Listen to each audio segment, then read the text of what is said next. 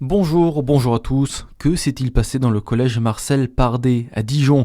Selon les informations du bien public, 4 élèves de classe de 3e sont soupçonnés d'avoir agressé sexuellement un élève du niveau en dessous la semaine dernière. C'est une camarade qui a alerté la direction. Les mis en cause ont été reçus par le principal. 3 auraient reconnu les faits selon le journal. Le rectorat de Dijon confirme l'affaire et assure avoir reçu un signalement.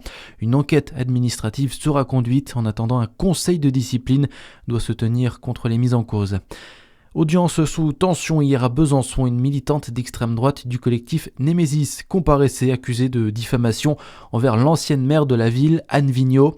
Les faits remontent à l'année dernière lors de la cérémonie de vœux. La militante a distribué des tracts avec comme légende Anne Vigneault, soutien aux violeurs étrangers. Affiche publiée aussi sur les réseaux sociaux. Devant le tribunal hier, des manifestants de gauche et des féministes étaient présents. 175 heures de travaux d'intérêt général ont été requis.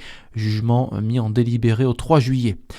La France traverse actuellement un épisode de chaleur particulièrement précoce et intense avec des records de température pour un mois de mai, des alertes canicules dans plusieurs départements. Et c'est dans ce contexte marqué par des valeurs bien au-dessus des normales de saison que Météo France publie ses projections pour les décennies à venir. En Bourgogne-Franche-Comté, température en hausse, sécheresse plus longue, canicules plus fréquentes, la région Manal-El-Maïba pourrait connaître des changements importants dans les prochaines années. Oui, la Bourgogne-Franche-Comté devra probablement s'habituer à des étés beaucoup plus chauds dans les années à venir. Selon Météo France, les températures pourraient grimper de plus de 2 degrés d'ici 2050 dans toute la région, avec des conséquences directes sur les précipitations et même l'enneigement dans le Jura. Les étés seraient plus secs et plus chauds avec davantage de journées au-dessus de 35 degrés et des nuits tropicales plus fréquentes. À l'inverse, les hivers seraient légèrement plus doux mais plus humides avec une hausse des précipitations pouvant atteindre les 23%.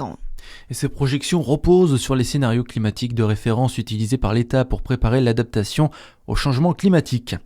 Dans l'actualité aussi, les médicaments anti-obésité Wegovy et Mounjaro seront bientôt remboursés par la sécurité sociale. La ministre de la Santé Stéphanie Rist doit l'annoncer officiellement à la mi-journée à l'hôpital de la Pitié-Salpêtrière à Paris. Ils ne pourront être prescrits en première intention que par des médecins spécialisés en endocrinologie, diabétologie et nutrition. Seuls les malades souffrant d'une obésité massive seront concernés. Le renouvellement sera ensuite possible par les généralistes. Et puis, c'est le dernier jour pour faire votre déclaration d'impôt en ligne à 23h59. Il sera trop tard.